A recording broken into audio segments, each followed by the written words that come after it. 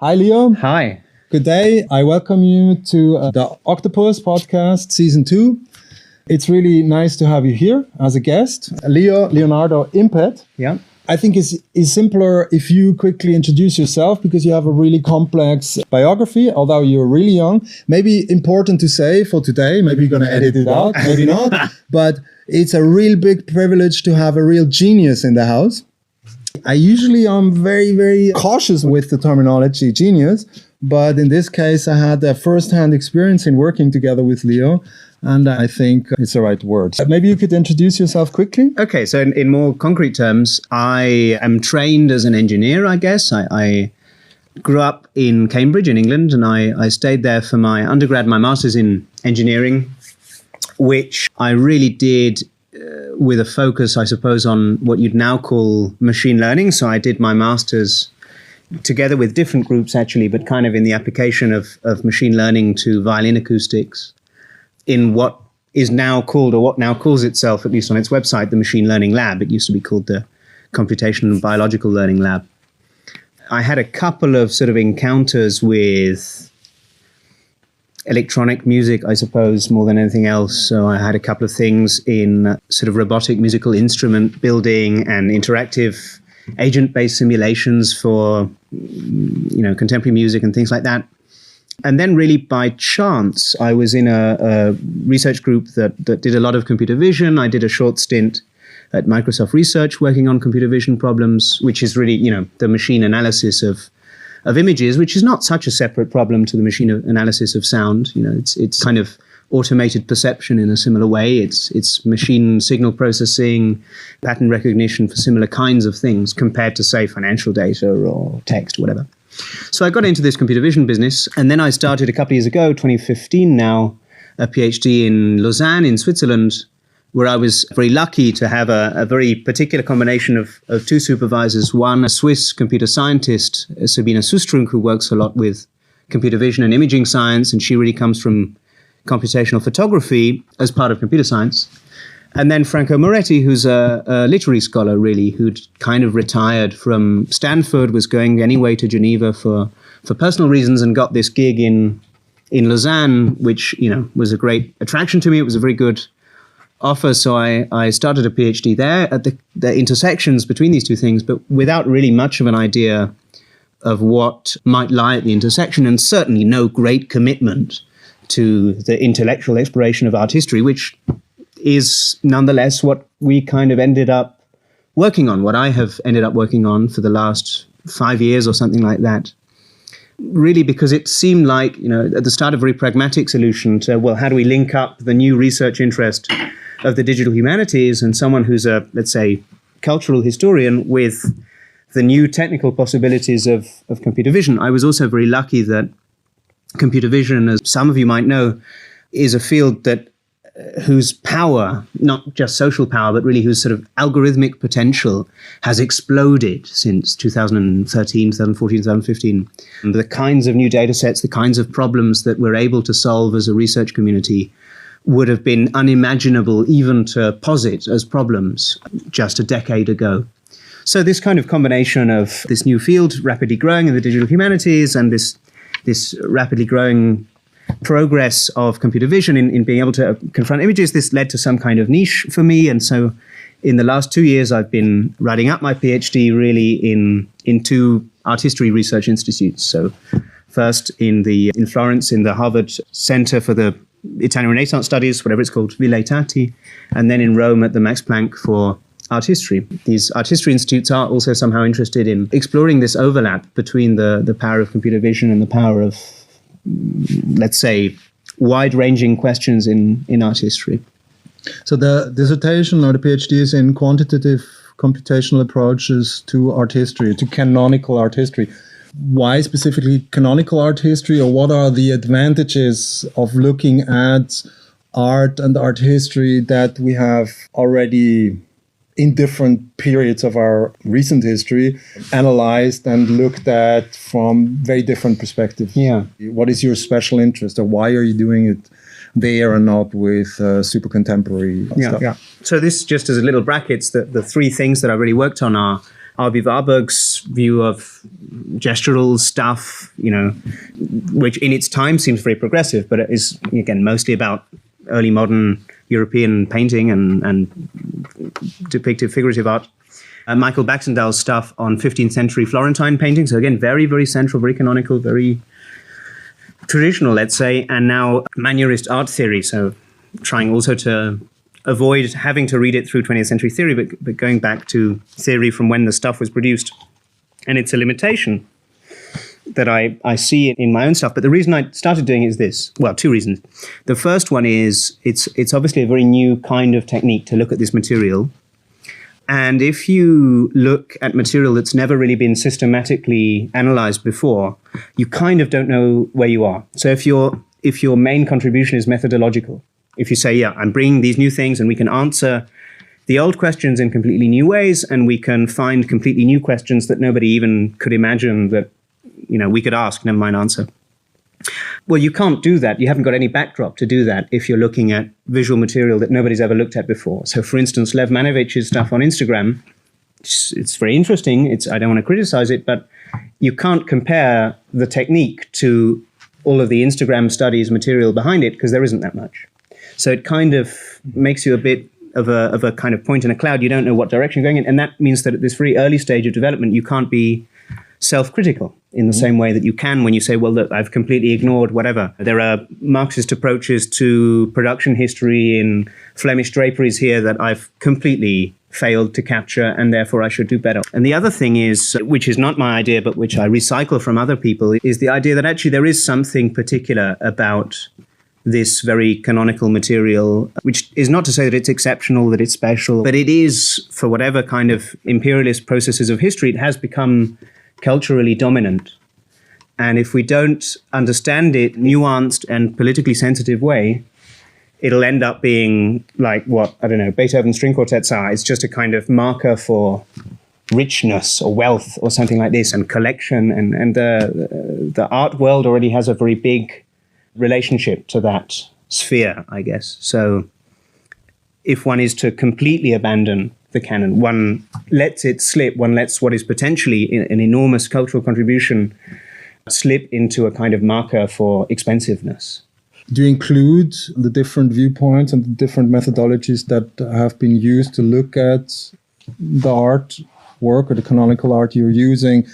And if you do that, do you also include your own context and your own methodologies into the surveillance? Can you do that in a quantitative computational method? So that's really my approach, and it's an approach which is older than I am. It's the approach of operationalization is what it's called. It was really pioneered in the Stanford Literary Lab looking at literary theory, but I think that we're the first people somehow to do it on visual art.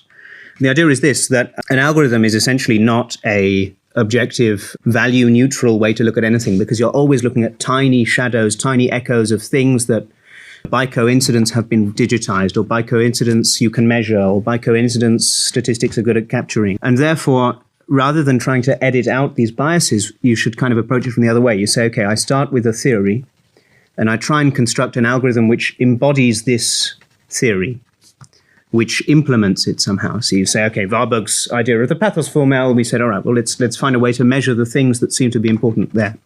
And that, on the one hand, gives you a kind of much more systematic view of that theory, because you can't be ambiguous and you can't be blurry and you can't hide things under the carpet. So sometimes it really exposes theoretical principles, or rather contradictions intrinsic to the theory that somehow would otherwise have yet to come to the surface. And at the same time, when you apply it, you really have a much deeper understanding of the relationship between that theory and the body of material. It's kind of a complex epistemological construct as well, because you might not be learning, let's say you take a data set of 15th century enunciations. It's one of the things I did with a professor called Peter Bell in Erlangen. You take 10,000 15th century enunciations, and then you apply a certain reading to them, and this reading is based on Baxendale's theory about them on a book from 1972, on the middle chapter of a book from 1972 even. Are you learning something about these enunciations? Are you learning something about that theory from 1972? neither is really the case. You certainly can't prove or disprove the theory, right? But you can somehow draw up the very, very complex relationship between the theory and the body of material. And this is kind of the knowledge production space in which this stuff works. So then it's really important in which medium or in which material you release your findings. So is it text, is it papers, or can it be in another medium? That would be my first half of the question. The other one was, when we talked before, you said that in comparison to literary sciences or literary history or computational analysis of text, which is then the product is text again. Here, if you work with images or even with sounds and other media, you have the problem that you translate it into another medium. So the results or the findings are in another medium. How do you deal with that? Or what is your strategy there? It's always problematic. In a very pragmatic term, what tends to come out of these projects is a paper, is an article, or let's say normally a presentation when it's still in a draft thing and you take it to a couple of conferences or something like this, and then it becomes an article. And there's even a lot of hidden labor in things like producing the visualizations for the articles. So I had this first paper with Moretti out in the New Left Review and the Stanford Literary Lab thing, pamphlet series. And for both of those, we had graphic designers who basically took the visualizations that I'd made in MATLAB or Python or whatever and converted them into something which was really much more meaningful and much more readable. And again, I kind of think, to go to the authorship question, if you were doing that in a computer science lab, you would be a third author. You know, it would be a co-authorship of such a paper. So were the designers? No, they weren't. No. But they I think even their names are not. They're not even. I think they're really hidden. Yeah.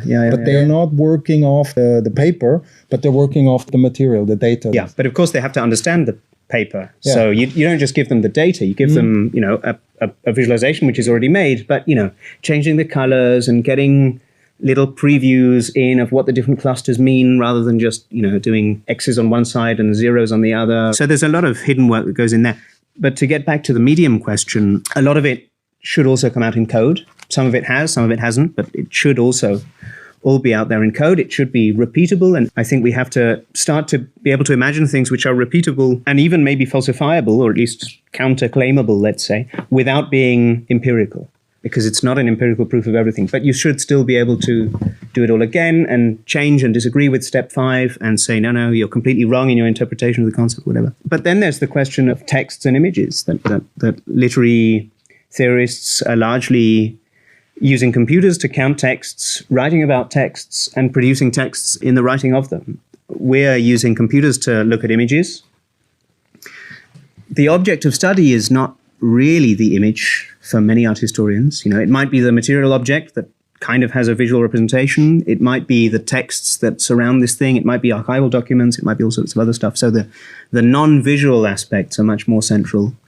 And then you produce something which, again, is in a different modality. There's this kind of ekphasis thing going on. So what we were discussing earlier is that, again, this is in another paper by Baxendale, I think, on the language of art history, something like this, that you have very precise words in art history or in Western European languages to describe certain kinds of visual features. So I can talk about isosceles triangles, or I can talk about regular pentagons, or I can talk about interlocking hexagonal grids in a honeycomb structure, and you can picture these things. But we have really bad ways to describe things like the folds on garments, right, and the kind of textures that they produce. And these are definitely important things art historically, there's no question about that, but because they don't have the same kind of linguistic fluency, they've also been under-theorized and under-described and under-compared even. If you can't formalize something verbally, it's difficult to compare 1,000 of them. Yeah, you mentioned also that in art history, which is specifically difficult, if you use computational methods that are using vast amounts of data, is that in art history, a lot of historians were focused on a very, very limited set of images, or even on one image. And now you're using a quantitative method to look at a completely different thing. So you compared it to the literature field, where historically quantitative analysis was done. And so there is kind of already a pre-computer methodology for that. And now you basically, in a way, you represent the kind of an avant-garde in art history. So you're quite alone. You mentioned that there's basically 2 or 3 people in the world that are kind of understanding what you're really specifically doing, or what you could be kind of experimenting and what that could mean. Yeah. I believe that what you're doing is going to be a new standard, or could become a new standard for art history and analytical interpretations or analysis of what we call art or what could be considered art. But it's going to take a few years. Even in an accelerated environment, it's going to take at least 5 to 7 to maybe 10 years until this can be established or is established. And I think there is interest from the intellectual community about it. It's just that there aren't that many people that specifically do this overlap between computer vision and art history, or between AI and art history, machine learning and art history as their main thing. You mentioned the literary studies thing. That's completely right. I mean, and it took me a while to realize that, actually. It took me a while to realize both the relative, let's say, knowledge value, the kind of epistemic status of images in art history is very different to that of scores or recordings in Western musicology or of texts in Western literary history. Very, very different. And that the kinds of scales of question, completely asymmetrical. So I did a little experiment on this. We don't have to go down the track of discussing the theoretical problem of formalism or anything like this, but let's avoid those kind of terms and just talk about corpus questions. So questions that can be answered on a corpus level, on a body of a couple of thousand works rather than an individual artist or something like this.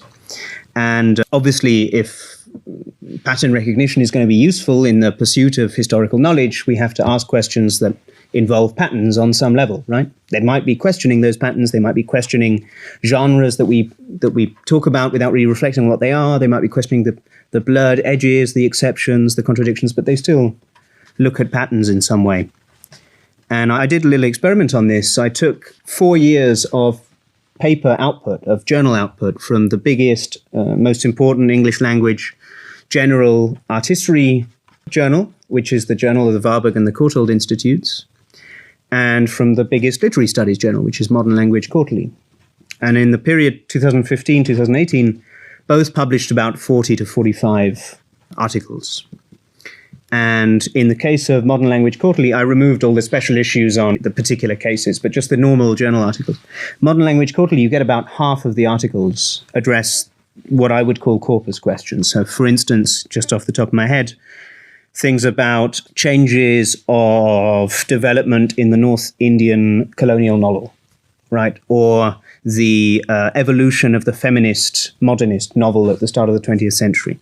Things like this, they concern a lot of works. They concern large-scale, maybe even long-durée historical trends. They concern things that are inherently answerable through corpora of material. You might not be able to find good digital ways of counting this stuff, of analyzing it, but that's kind of a separate question. You know, whether the computers are actually clever enough or capable enough of detecting the stuff is a separate question.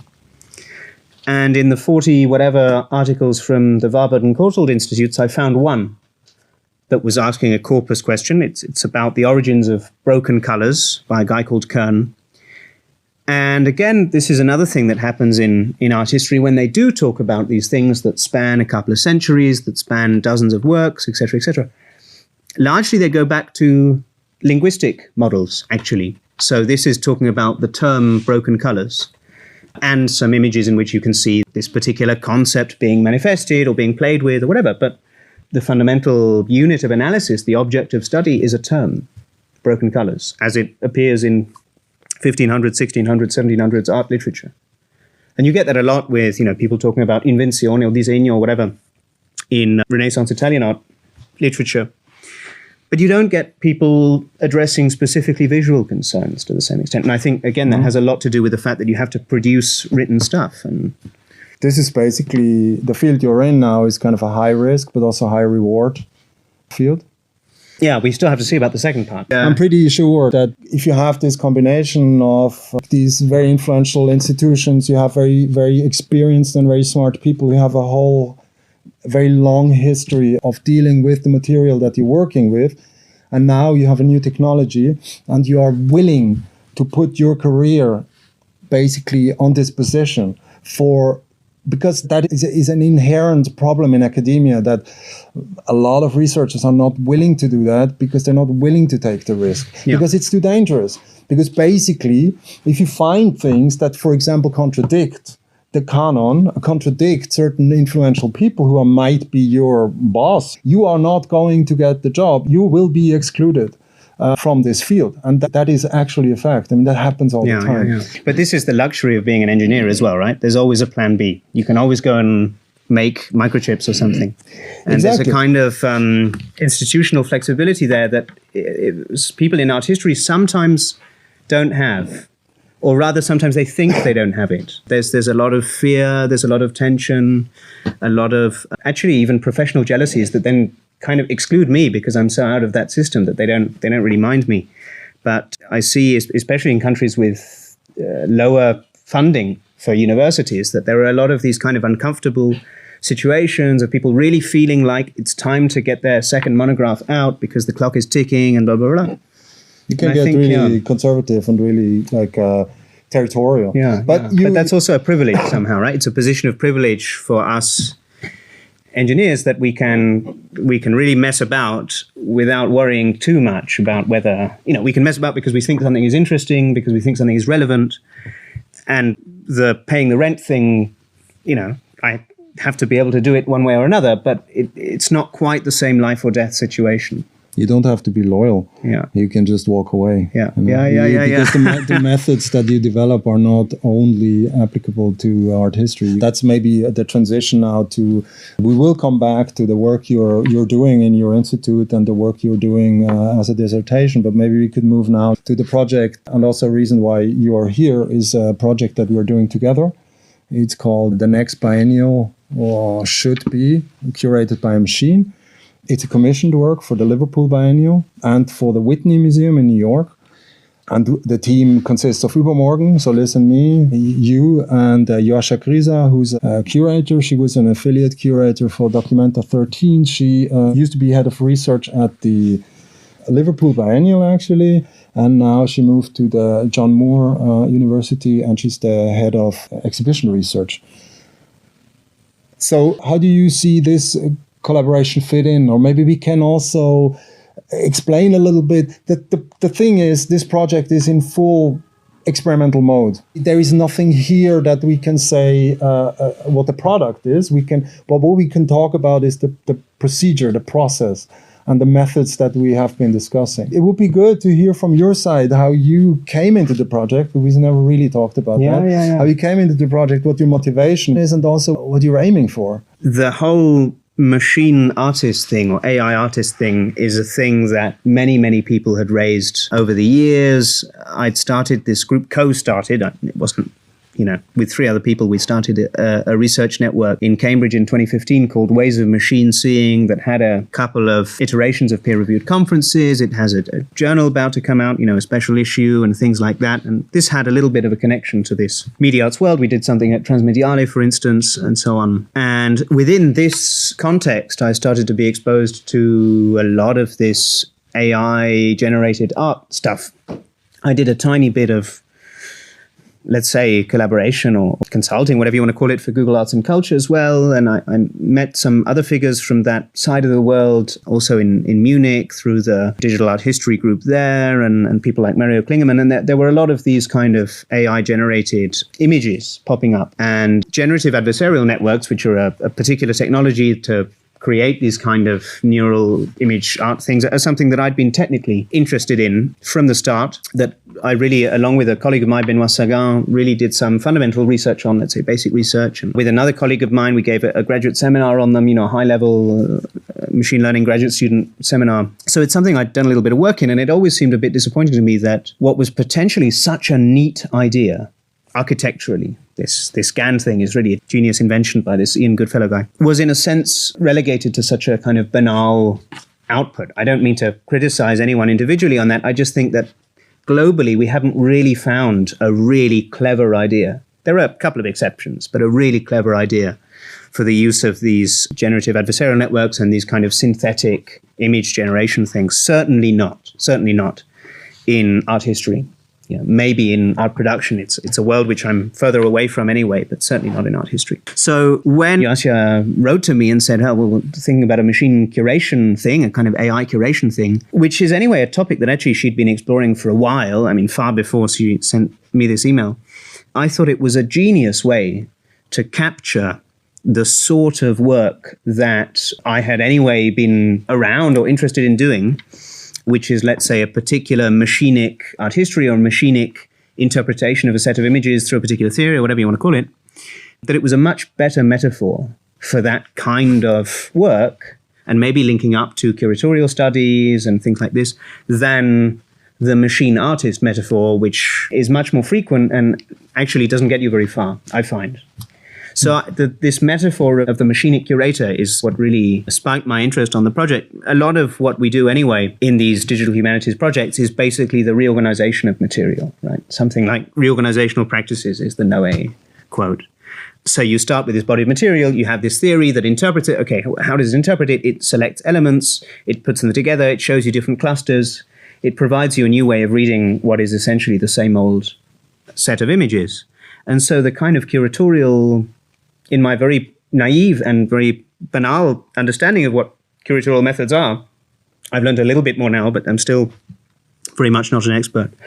This seemed like a good metaphor to explore that kind of algorithmic agency, let's say, which is actually much more accurate than a computer historian or a computer artist or a computer any of these other things. It's interesting for the audience to also hear the evolution of the project, because initially it was an invitation by the Meta Marathon, which is a 2-day kind of a 48 hours event which features a lot of workshops, lectures and stuff like that, and also an exhibition. And I was invited and asked to actually curate an exhibition there for AI art, and I said, no, I'm not going to do that.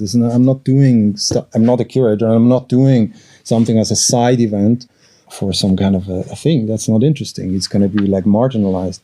But I said, okay, but we can talk about the bigger exhibition in the NRW Forum in Düsseldorf, which is a relevant exhibition institution place. I said, okay, if you give us the space, and it was kind of a test, if you give us the 2 big rooms to do an exhibition, then I'm in. Then I'm doing it. And I asked Yasha because I knew her she's one of the most respected curators, or one of the curators coming from media art in the 1990s. The 20 years, you never get to work with curators who are really good. It's very smart people. They have really good conceptual overheads. They have really good ideas. They write really good. They have really interesting topics, but they're shit curators. They have no idea how to work with artists. They have no idea about space, about flow, about, in the end, aesthetics, all relevant things.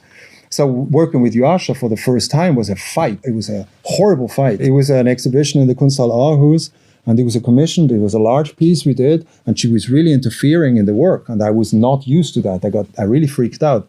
And usually I don't have a problem with that because I don't care. It's completely open. But there I felt really kind of, it was what the fuck are you doing? Why are you intruding? So then I called our gallerist. I said, listen, I need the money, but I'm stuck here. I can't do that, and the work's gonna be shit if it's gonna be. He said, no, I'm gonna pay you, just take full risk. Take full risk and fight, And then I started to fight without having to consider money. And I just fought her, and we fought really hard with each other. We had really, really intense fights. And in the end, it was one of the best installations I ever did. So that was such a fruitful combination. I said, I want to work with her on this project. I want to work with her.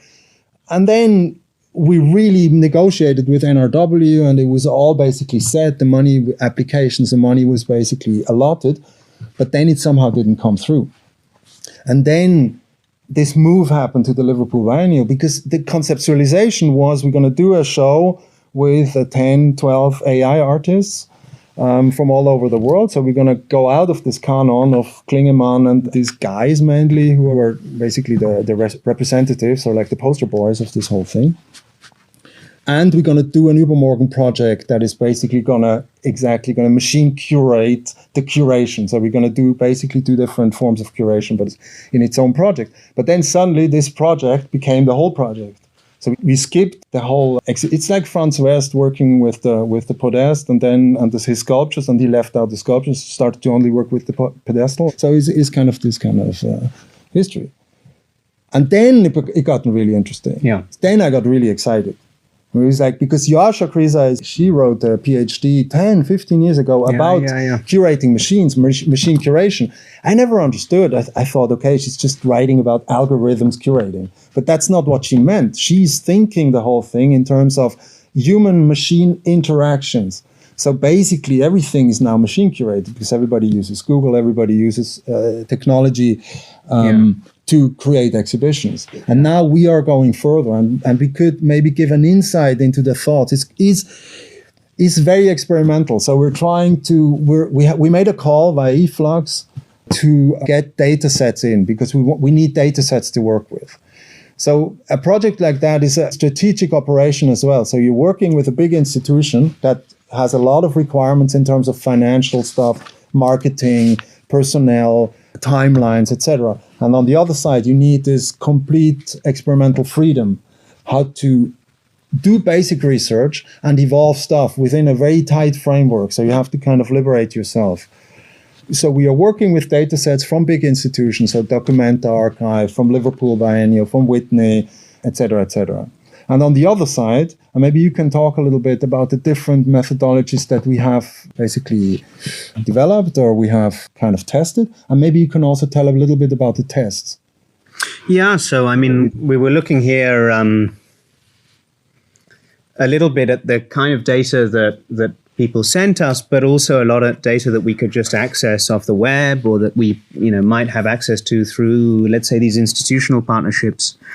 We've looked a lot at sort of mixing different modalities of machine learning, so between textual analysis and image analysis, which is specifically my thing, and financial records, financial data, that kind of stuff, geospatial stuff, and so on and so on. I think conceptually what one of the biggest problems is, which maybe also relates to some of the problems that we have in art history, actually, especially when we do it through these theories of the 1970s or whatever, is how do we learn from the ways that in which curating is done nowadays? How do we learn from current practices? Because we can't start completely from scratch. Otherwise, that we'd be throwing away the last few thousand years of collected human knowledge of thinking about the visual arts. So how do we start from a place of non-naivety, but also, in a sense, go beyond the fundamental paradigms and axioms of the data from which we're learning?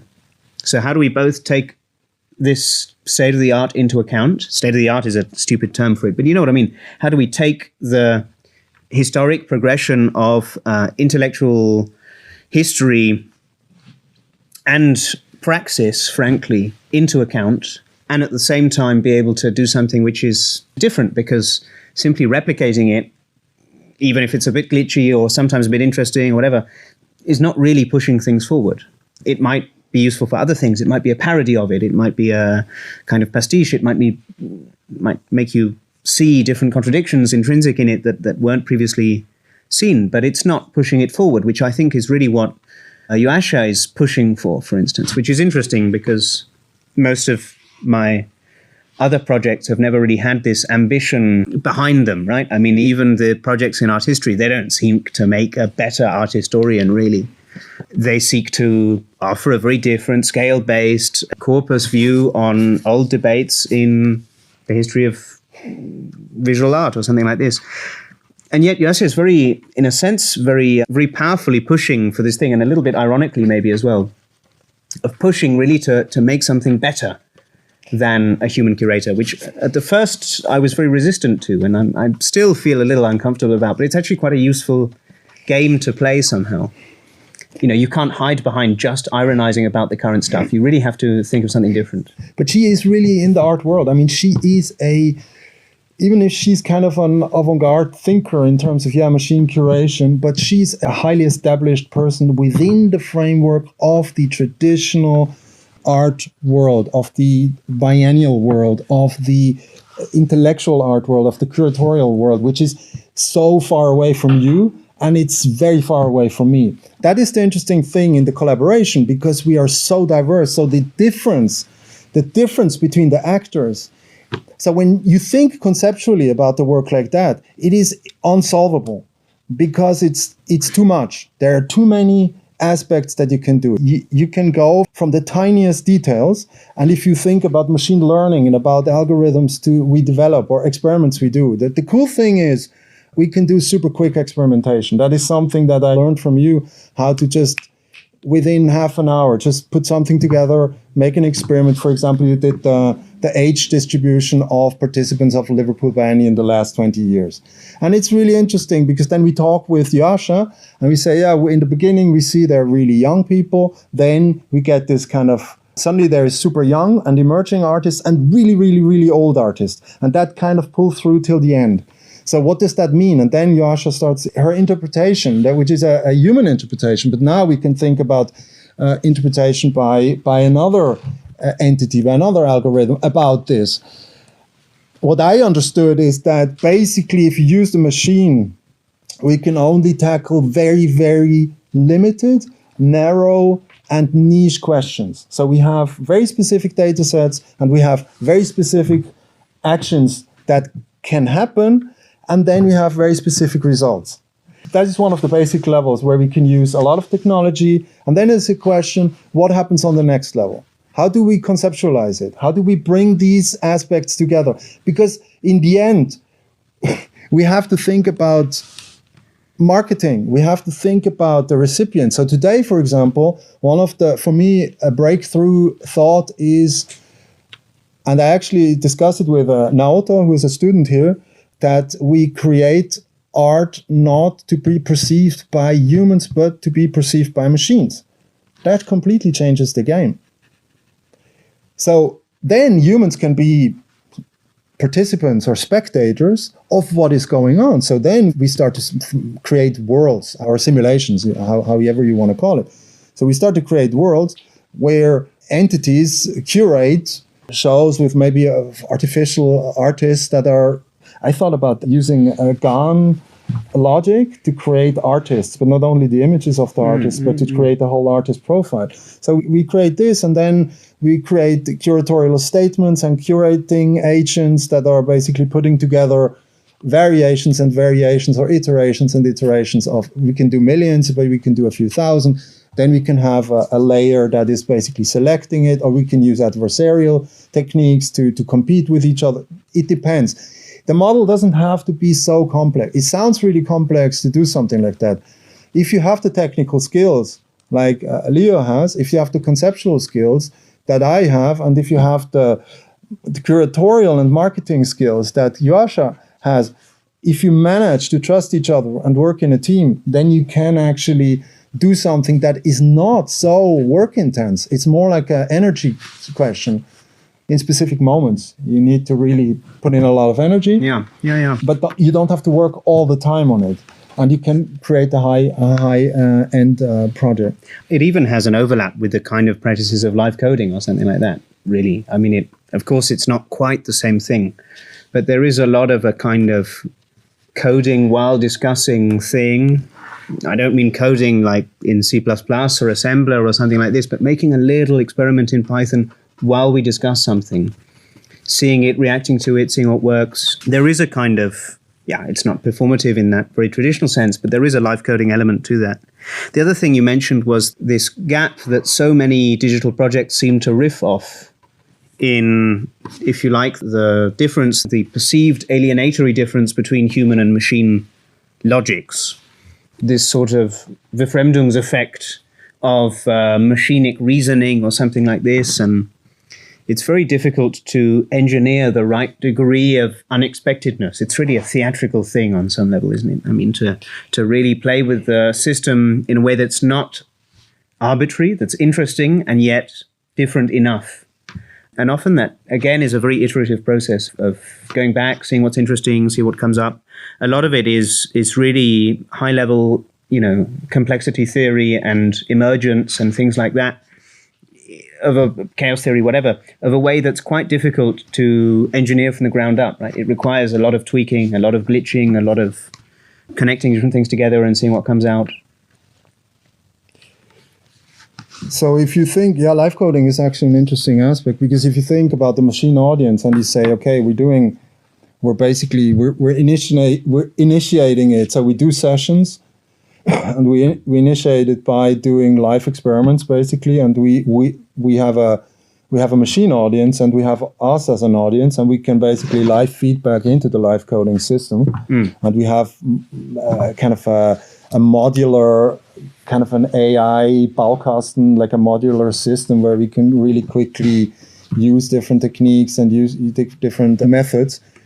Then the next step could be that it's basically self-optimizing system. So it becomes kind of a living system instead of being a kind of a footprint that you create. So you let the machine run, then you have a result, and then you publish it. It becomes more like a living organism, which fits in quite well with my theory of, or my thinking about networked organisms as their own kind of species, which human machines and algorithms are part of. And then it could be living, and then it could, with feedback systems, it could kind of not optimize, because that's such a neoliberal term, but can change. It could change all the time. It could adapt itself to the conditions of the recipient. It could adapt itself to changing data sets, or to tweakings that happen or what you mentioned, glitch, which is also a reality or a fact. Yeah, it's interesting because people also in the field of human-computer interaction, which was never really my primary expert field, but I was a research assistant in a human-computer interaction lab for maybe 6-7 months or something like that, if you add up all the little summers.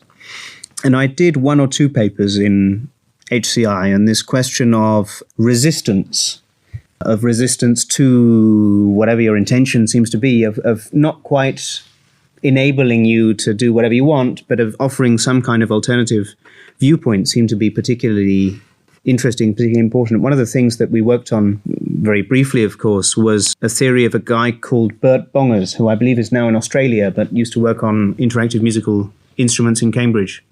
And he had this idea that actually most interactive new music systems were reactive. They weren't interactive. They had cognition on the human side, and they had some pre-programmed rules about what would happen on the machine side. And what they were really doing is always reacting to the human impetus. And he said, well, what we need is distributed cognition on both sides of the equation, truly interactive systems.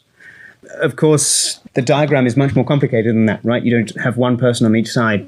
It's a whole network of things that are interfering with each other constantly. But there is a question of the shifting agency of who exactly is allowed to decide stuff, and even distributed agency in these kind of networks of multi-human, multi-machine interactions. And it's even a question of distributed agency in our team of 4. One of the important paradigms for me in working like that is an emphasis on ignorance.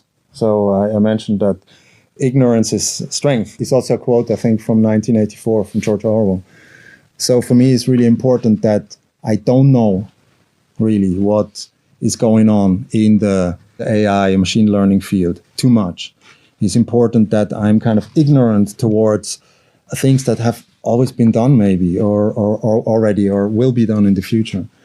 Because in the end, you're always creating, especially if you work on a project like that, you're creating a, by default, unique combination of people and situations and technologies and contexts and influences.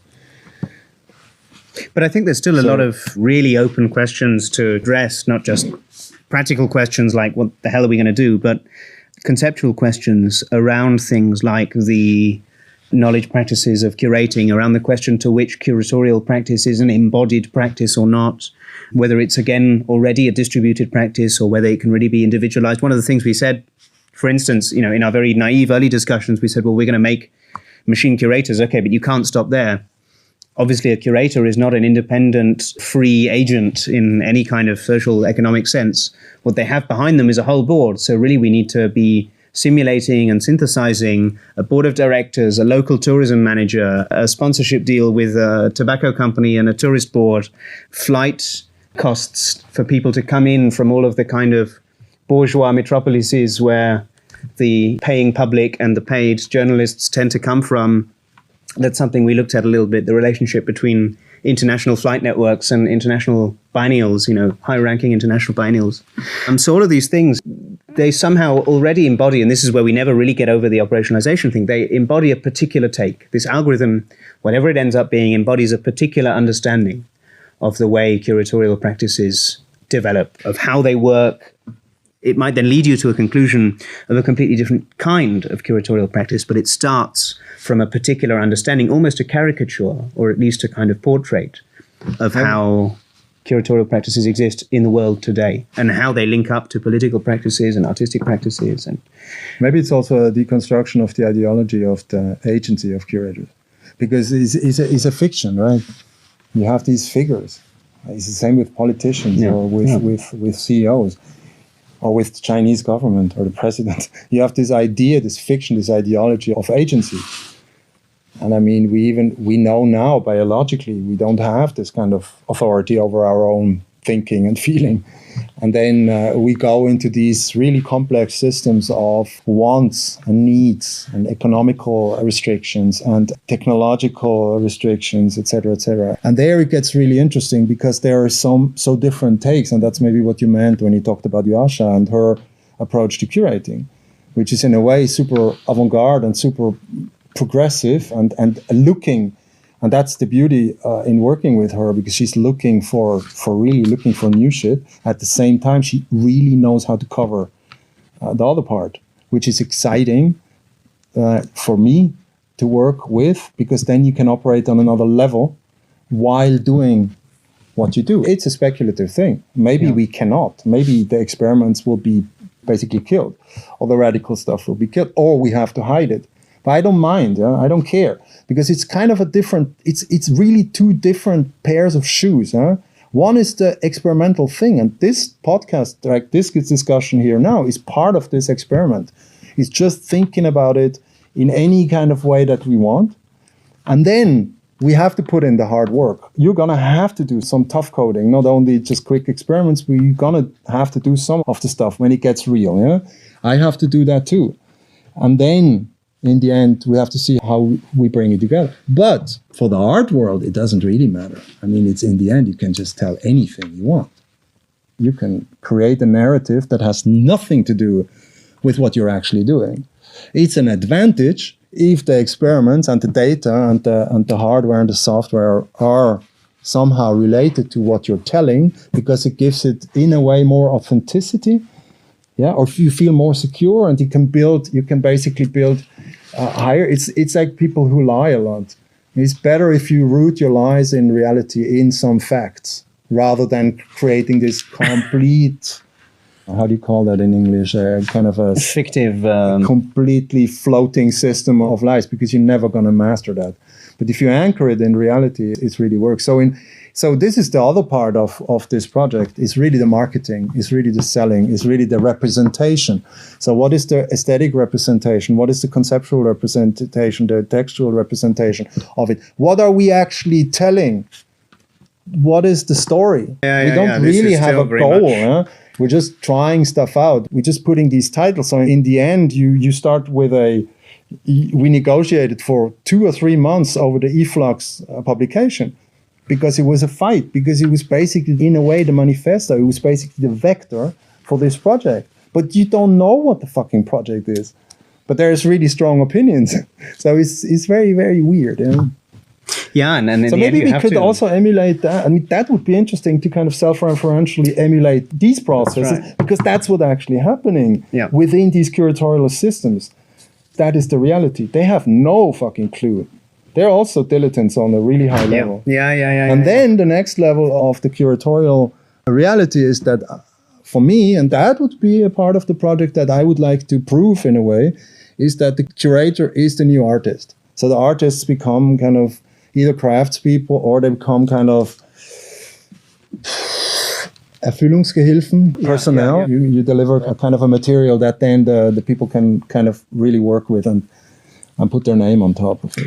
I think I do have certain hopes in this sense for curatorial practice, or I did have certain hopes for the relationship between curatorial practice and not necessarily art history, but what you might call art theory, or the wider body of thinking about the visual arts, let's say, which is this. I have some background in the world of instrument production, of musical instrument production, and I, for various also personal reasons, know a lot of people in this world of digital musicology and artistic research in music. I have a very small affiliation with this Orpheus Research Center in Ghent, in Belgium, for artistic research in music. And it seems to me that there's a nice triangle in music between artistic research in a historical sense. In other words, people playing Beethoven piano concertos on late 18th, early 19th century pianos and learning something about that, learning historical knowledge about that through artistic practice. Contemporary music and the technology that contemporary music implies, let's say neue Musik and the body of technology that that implies, and then digital computational analysis of music, old, new, Western, not Western, whatever. There's a triangle between these worlds, and the idea of, I suppose, practice-based knowledge or practice-based research, because of the performance-based or historically informed performance research thing, is much more accepted, it seems to me, in the world of musicology. And what I thought is actually that there's a little bit of this going on in literary history, let's say, not as much, but of course there are creative writing schools. They tend not to be attended by the same people that do literary theory, unfortunately, but the link does exist. And of course there are these kind of interactive novels, these kind of web novels and things like that. It's certainly true that the world of art history is very, very far away from the world of art schools. There aren't many people who do a little bit of both. There aren't many people that have dual professorships, at least in the kind of fields that I've seen, in my experience over the last 5 years. Definitely not compared to musicology, where, in order to study it in the UK as an undergrad, you have to be able to both play the keyboard and analyze a Bach fugue. And I had hoped, or maybe I still hope, that this link to curatorial practice could be, if you like, the analog of a link to practice-based research of what historically informed performance is in musicology.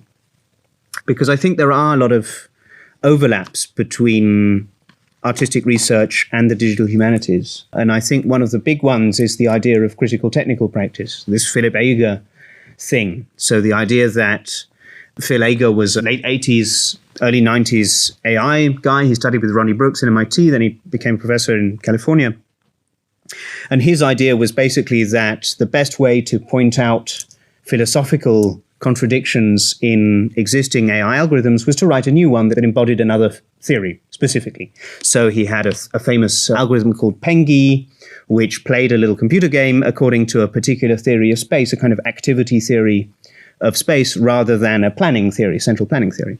Okay, so the details of that are not so important, but as you can see, it's really quite similar to what the whole operationalization thing, what the school of thought that I'm a part of, let's say, does in the digital humanities, which is to say you pick up a theory and you make an implementation of this theory. And you see what comes out. You see how things contradict each other. You see what the relationship becomes with the material, whether it works or not, whatever. So these two things, in the end, imply extremely similar research practices, right? Critical technical practice, which just tries to build a better AI, is completely a technical research practice, and operationalization, which is only interested in cultural history, in a sense. They're completely not interdisciplinary methods from an epistemological point of view. They're not trying to make any knowledge which is in common, but actually the things that they recommend, the research practices that they involve, end up being absolutely parallel, absolutely, I would say even unified. And I think artistic research is on the edge of this kind of research practice where you're really implementing a certain theory. It's not always true, of course, but there are elements that overlap a lot.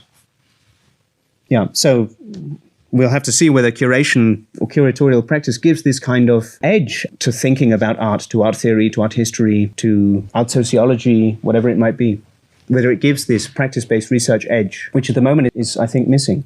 It doesn't come from conservation practice or anything like this. It really isn't there. Let's maybe wrap it up here for this session. Do you have anything, do you think, that is missing or that you would like to add to this discussion that we had? No, I suppose if there were a kind of concluding sentence, it would be that so much of the work, or so much of the successful work, relatively speaking, that I've been involved in or that I've produced in this overlap between computer science, computer vision, machine learning, and art history has been, in the ways that I've described to you, it's been this operationalization idea, right? It's been really taking an established theory of art history and applying it and seeing what happens.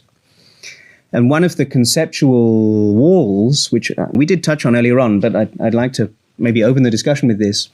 One of the conceptual walls that I face in that work and that I face in this work is how do you get beyond pastiche and replication and critique with computer methods? You can deconstruct something, you can recontextualize it, you can set it against something else and compare it, you can point out its internal tensions or contradictions, you can see where it works or doesn't work on a very, very wide, vast array of data and overlay a different theory and see how they contradict each other. But you're always reading it, in a sense, through a historiographical lens, through your reading of someone else's concept. How, of course, you could make your own concepts, but it would still be historiographical, just in a kind of auto-poetic, autobiographical way, whatever it is. It's still not quite transcending the limits of human thought. I mean, if that's the aim, maybe it's not. Maybe that's a useless way to think about it. But there are things, we talked about the edge of the visual thing. There are things that haven't been theorized very much. Stuff that isn't old Western painting, right? I mean, whatever, African iconographies, etc., just have way less written material at all, and certainly in West European art libraries. And stuff that, again, is just verbally difficult to emphasize. We talked about textures a little earlier. So this kind of stuff, it should be accessible to us. But how do we do it without reading it through a preconceived theory? And at the same time, without being naive completely, without this kind of data-driven, Wired magazine approach. Yeah, that would be my conceptual problem, my impasse, my quagmire at the moment. Thank you, Leo. This was the Octopus podcast from the Academy of Media Arts in Cologne with our guest, Leo Impett, a digital humanities scientist. This was about machine learning, quantitative computing, and curating machines. Thank you for listening.